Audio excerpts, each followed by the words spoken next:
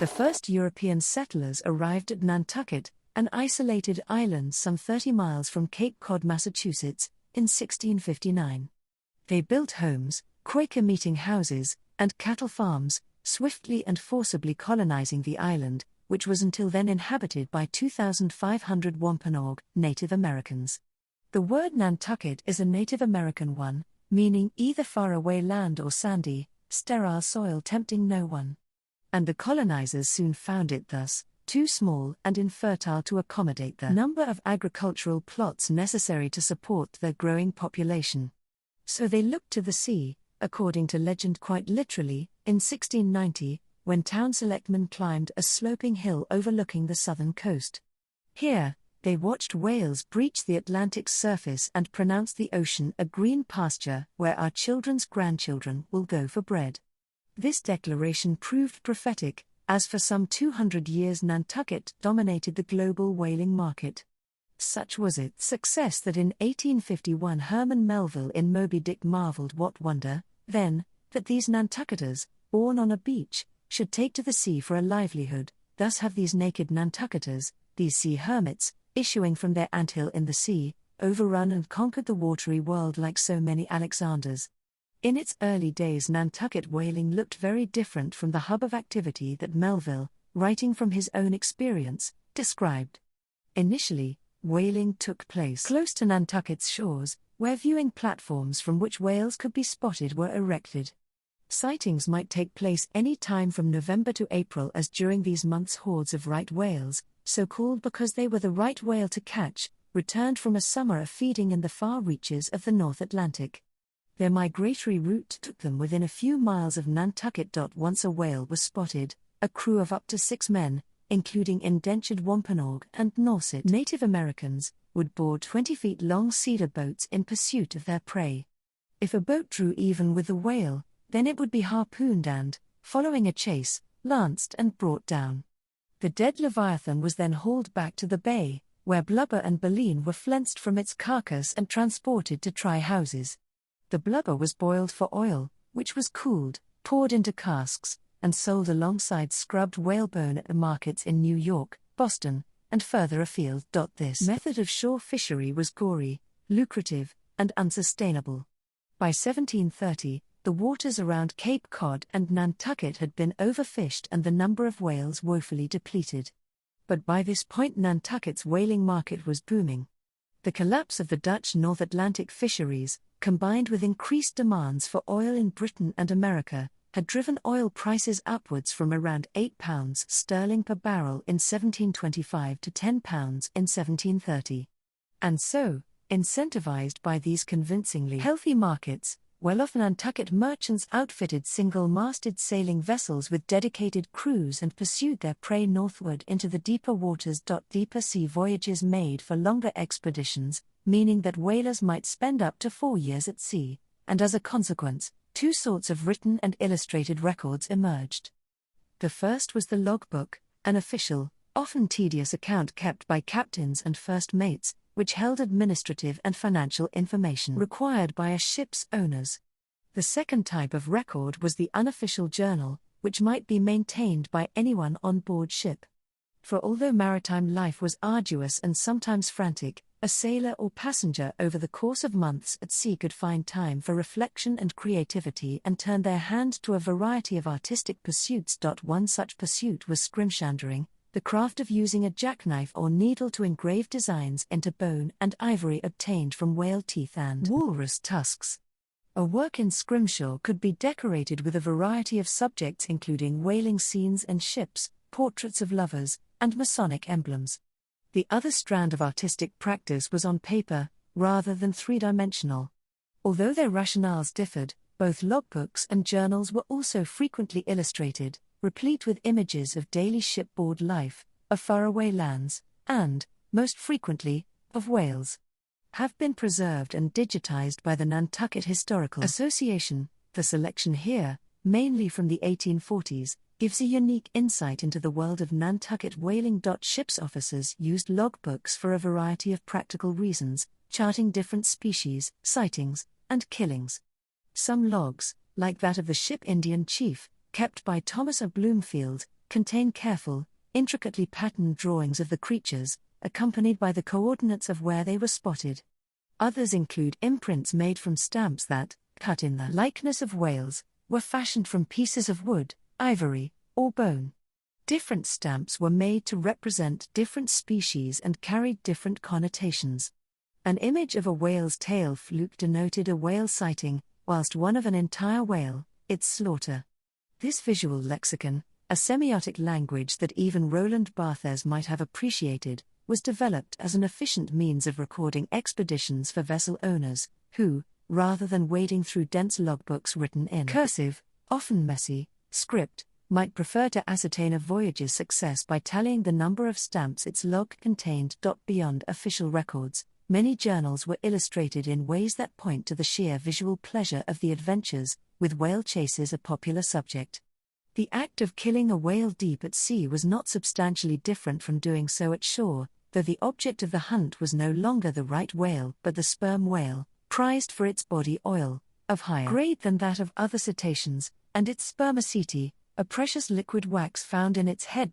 Once a whale was sighted, which according to logs was a relatively rare event, the crew would lower whaleboats from the main vessel into the water. Vessels could contain up to 5 whaleboats, a larboard boat, starboard boat, bow boat, waist boat, and sometimes a starboard bow boat. Each was manned by a boat header and up to 5 rowers. As with shore whaling, the key was to draw close to the great mammal before striking it with a harpoon attached to a long coil of rope. Once the harpoon's iron was firmly lodged into the creature's flesh, then it would either promptly die or, more commonly, flee, in which case a Nantucket sleigh ride would ensue. During this chase the frenzied whale would bolt with the boats in tow, until eventually, exhausted, the Leviathan would collapse and be pierced to a gruesome death. The cruelty of the hunt is not something that generally comes across in the logbook and journal depictions, where the blood and gore are replaced by anthropomorphized whales complete with unfathomably merry faces. Perhaps the brutality of whaling was difficult to reconcile with the principles of pacifism and nonviolence that supposedly underpinned the Nantucketers' Quaker way of life. The success of the hunt was more or less dependent on the tractability of the whale. For the most part the creatures were fortunately docile, but some proved formidable adversaries. Such a beast was to be the undoing of the whaleship the Essex, which departed from Nantucket on August 12, 1819. Captained by George Pollard, the 18-man crew was scheduled to spend 2.5 years at sea, but disaster struck on November 20, 1820. On this day the crew spotted a pod of sperm whales. Whaleboats were greedily launched and several calves corralled, one smashed into a whaleboat, forcing its retreat, during which the cabin boy spotted an ominous shape looming beneath the Essex's bow. The shape, it transpired, was a colossal sperm whale, some 85 feet in length, weighing approximately 80 tons. The Essex's first mate, Owen Chase, recounts that I could distinctly see him smite his jaws together, as if distracted with rage and fury, and goes on to describe how the monumental creature appeared with tenfold fury and vengeance in his aspect. The surf flew in all directions about him, and his course towards us was marked by a white foam of a rod in width, which he made with the continual violent thrashing of his tail. His head was about half out of the water, and in that way he came upon us, and again struck the ship. The irate whale rammed into the Essex twice, sinking it some 2,000 nautical miles west of South America. The crew had just enough time to evacuate the ship into 3 small boats. 8 crew members survived by cannibalizing 7 others, drawing lots to decide who should live and who be eaten.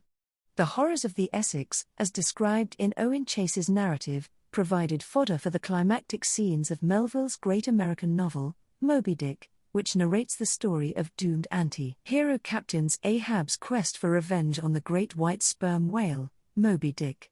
The epic culminates in a 3-day chase in which the majestic Moby Dick demolishes the fictional Pequod, leaving Ishmael, the ship's survivor and true protagonist, adrift at sea. Of course, not all expeditions were so utterly dismal. Indeed, some afforded rare opportunities for working men and occasionally even women to travel the world. Susan C. Austin Vida was one of the first Nantucket women to accompany their husband to sea.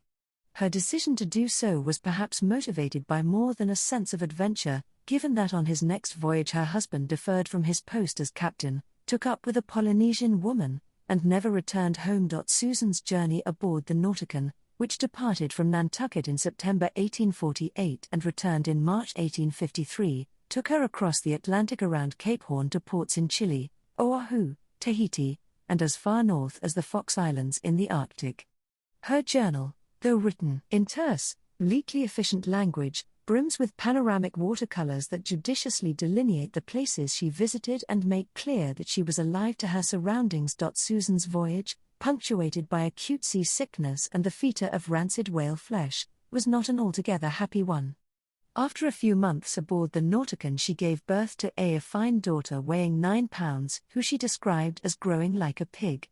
14 months later the child was treated for teething issues by a doctor in Tahiti who, according to Susan's journal, administered a white powder to her gums. The child died, apparently poisoned by the doctor, and though Susan did not immediately return to Nantucket, her journey was marred by the loss. Familial plight weighs heavily in the annals of Nantucket's whalers, though not all as tragically as in Susan's account. Richard C. Gibbs Jr.'s log of the ship Nantucket, captained by his father, attests to the predictably normal anxieties of an adolescent. Richard was 13 years old when he accompanied his mother, Almira, and father, Richard C. Gibbs Sr., onto the Nantucket, which set sail in June 1855. In his log he expresses fears of not living up to his father's expectations, reservations about his own inadequacies as log keeper, and his hopes for self-improvement. Some of these sentiments are, albeit abstractly, captured on the opening end papers of his log, which, alongside sketches of whales, anchors, and a ship, features the words "Hope" in emphatic black lettering and, lower down the page, blood in scrawled scarlet script. Richard complains of his and his family's inadequacies, their failure to catch enough whales and consequent inability to make their fortunes at sea. But his condemnations of ineptitude may have been unfounded. By 1840 global whaling grounds had been sorely overfished. This fact, combined with a rising demand for petroleum and its derivative kerosene, produced in the oil fields of Pennsylvania, undermined the North American whaling market. By the 1870s a series of events, including the Great Fire of 1846 and the American Civil War, had brought Nantucket to its knees. No local industry could succeed or replace the whale fishery, and so between 1840 and 1870 its population plummeted from almost 10,000 to little more than 4,000. Nantucket's heyday was over. And so the island's grisly whaling trade proved fallible, but not forgettable. It remains vividly in the journals and logs of its practitioners. The illustrations of these accounts constitute a form of folk art which affords remarkable insight into the extraordinary lives and creativity of the Nantucketers in the era before their greasy luck ran out.